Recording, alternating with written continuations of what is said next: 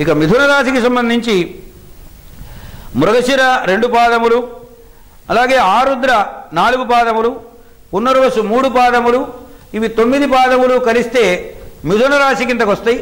వారికి కందాయ ఫలం మృగశిర నక్షత్రం వారికి 302, ఆరుద్ర నక్షత్రం వారికి 602, పునర్వసు నక్షత్రం వారికి 114. ఇక ఆదాయ వ్యయముల దగ్గరకు వచ్చే రాజపూజ్య అవమానముల దగ్గరకు వచ్చేటప్పటికి ఆదాయం 11, వ్యయం 2, రాజపూజ్యం 5, అవమానము 2. ఇది వీళ్ళ రాశికి సంబంధించినటువంటి మిథున రాశికి సంబంధించినటువంటి సంవత్సర ఫలం.